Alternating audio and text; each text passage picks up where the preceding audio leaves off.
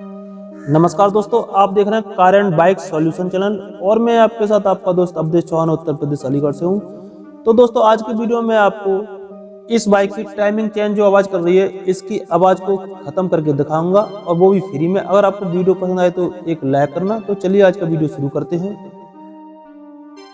तो फ्रेंड्स, हमारे पास ये TVS की अपाची बाइक है और ये 160 सीसी की बाइक है और इस बाइक के इंजन के अंदर से कुछ आवाज आ रही है, कट कट कट कट की और चिक चिक चिक चिक की आवाज आ रही है। वो आवाज क्यों आती है और इसका समाधान क्या है, तो मैं आपको इसी वीडियो में यही बताऊंगा। तो फ्रेंड्स, इस इंजन के अंदर एक टाइमिंग चेन होती है जो कि यहाँ इस पोजीशन में चलती है और यहाँ एक उसकी करारी लगी होती है, जैसे स्पॉकेट भी बोल देते हैं, कंघी भी बोल देते हैं, और एक नीचे, जिससे हमारे इंजन का टाइमिंग और इसके बाल टैपेड जो चलते हैं उसका टाइमिंग सेम उससे सेम रहता है। जैसे देखिए, इसमें पीछे हमारी ये चेन है और कंघी है, इसी तरीका से इस इंजन के अंदर इसमें टाइमिंग चेन गरारी चलती हैं, तो वो आवाज़ करती हैं। वो आवाज़ क्यों करती है? चलते चलते वो इसमें लूजनेस आ जाती है, तो वो हिलने लग जाती हैं। जैसे हमारी ये चेन है, ये देखिए हिल रही है, लूज हो रही है, इसी तरीका से वो भी लूज हो जाती है। तो उसको टाइट करने के लिए यहाँ एक ये एडजस्टर होता है, इससे चेन टाइट हो जाती है तो वो आवाज़ नहीं करती है। लेकिन इसकी पूरी सीमा खत्म हो जाती है चेन को एडजस्ट करने की, तब उस कंडीशन में ये आवाज़ करती है।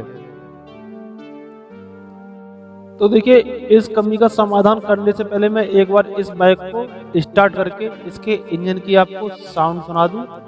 ध्यान देना आप।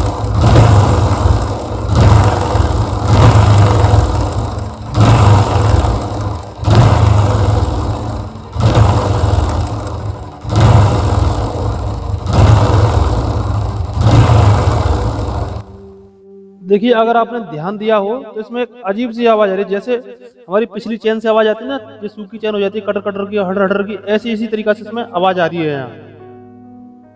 तो हमें सबसे पहले करना क्या है, इसका ये एडजस्टर जो है ये हमें खोल लेना है। यहाँ इसमें 10-11 की रेंज लगेगी, इसके 3 वोल्ट है, ये 3 वोल्ट हमें खोल लेने इसके।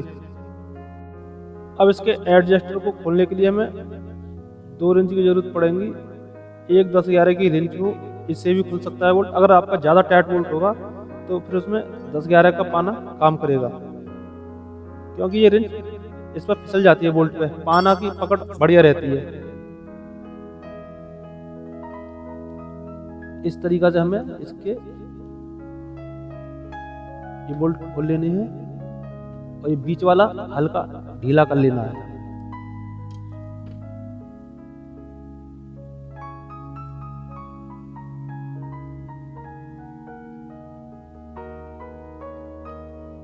एक ये बोल्ट इधर साइड का निकल गया और एक उधर साइड से निकाल लेना है।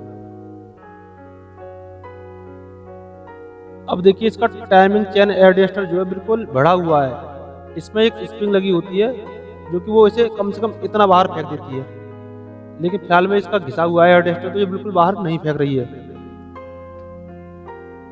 ये पूरा इसका बाहर की ओर जा रहा है।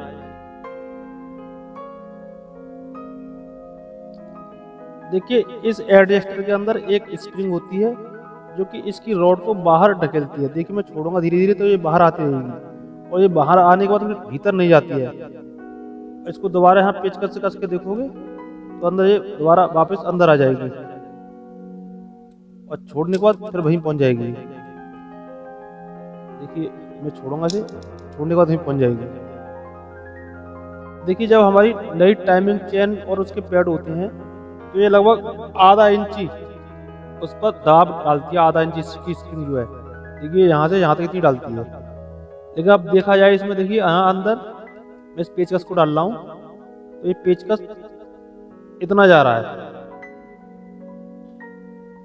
और देखिए इस रॉड से थोड़ा पेचकस ज्यादा जा रहा है, क्योंकि ये भी छोटी पड़ रही है। इस वजह से जो हमारी आवाज आ रही है छोटी पड़ रही है, उस एडजस्टर पर भिड़ नहीं पा रही, अलग है, मतलब उसे टाइट नहीं कर पा रही। टाइट करने के लिए अंदर दबानी चाहिए, लेकिन ये उस पर पहुंच नहीं पा रही, पीछे रह रही है। तो इसकी हमें थोड़ी सी हाइट ऊपर की बढ़ा देंगे तो ये हमारी फिर दोबारा से काम करने लग जाएगी। तो हमें इसके लिए क्या करना है कि इसके बाद हमें करना क्या है हमारे चैन एडजस्टर जो है इसके ऊपर एक लॉक लगा होता है, तो हमें यहाँ आगे पेचकस लगा के और ये बाहर को निकाल देना है, तो अंदर इस तरीका का खाली होता है।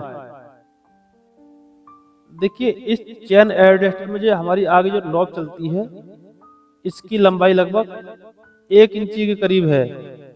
अगर जो हमारी लगभग जहाँ 1.5 इंची के आसपास होती इतनी, तो जो हमारी टाइमिंग चेन में जो पैड लगे होते हैं प्लास्टिक के, उस पर इस तरीका से दाब दे देता, तो हमारी टाइमिंग चेन आवाज नहीं करती। तो हमें क्या करना है, इसकी थोड़ी सी लंबाई बढ़ानी है। तो देखिए इसकी लंबाई बढ़ाने के लिए हमें एक 6 नंबर का एल की बोल्ट चाहिए और इस एडजस्टर में अंदर फंसा लेना है। फिर इसको पेचकस से घुमा के देखना है कहां तक पहुंच रहा है।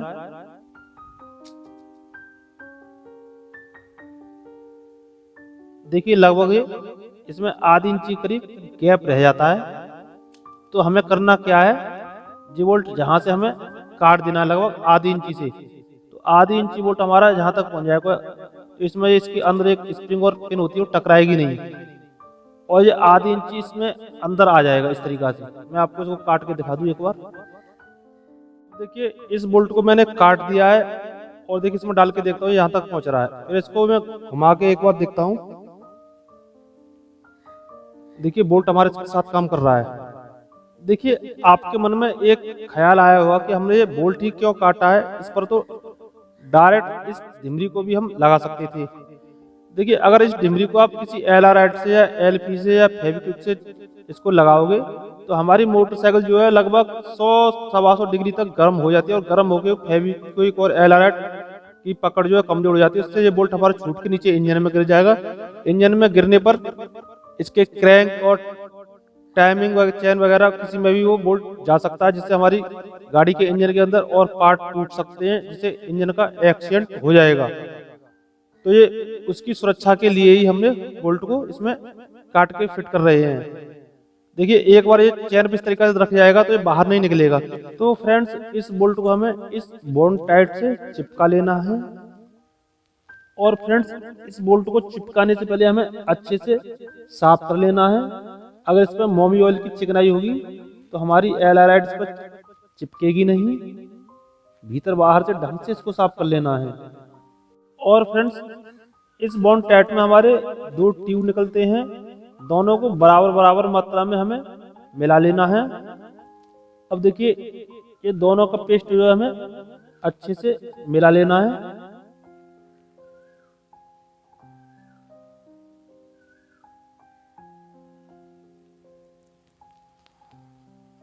जो हमने बोल्ट काटा है इस पर एलआरआईट हमें ढंग से लगा देनी है, घुमा घुमा के चारों ओर।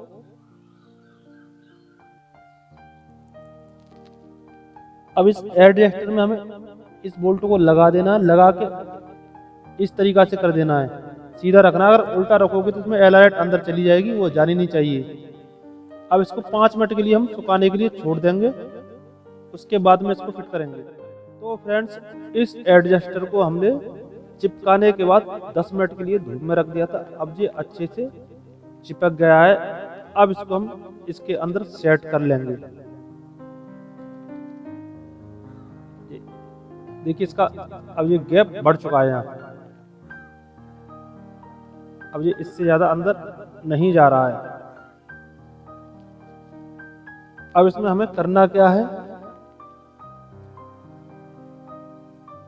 तो फ्रेंड्स इस एडजस्टर को हमें पेचकस से कसना है। कसने के बाद ये हमारा एडजस्टर जहां आ जाएगा और इसी जगह पे हमें इसके बोल्ट कस देने हैं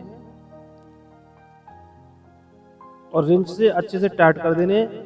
और इसको हम जैसे पेचकस छोड़ेंगे तो ये ऑटोमेटिक अपनी जगह पर एडजस्ट हो जाता है इसका एडजस्टर जो है। अब इस एडजस्टर के एक एक करके हमें तीनों बोल्ट अच्छे से टाइट कर लेने हैं। अब देखिए इस बाइक को मैं स्टार्ट करके दिखाता हूं और आपको इसकी टाइमिंग चेन की साउंड भी सुनाता हूं। अब देखिए इसमें कोई ऐसी खास साउंड नहीं आ रही।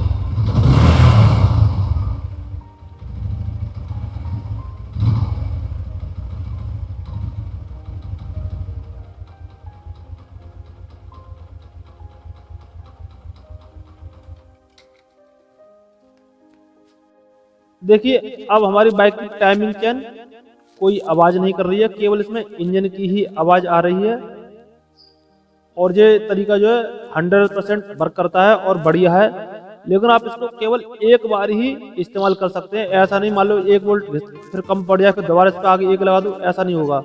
क्योंकि इसमें जो टाइमिंग चेन के ऊपर हमारे रबड़ के पैड जो होते हैं प्लास्टिक के, वो फिर घिस जाएंगे तो ये बोल्ट हमारा डायरेक्ट टाइमिंग चेन पर टकराएगा।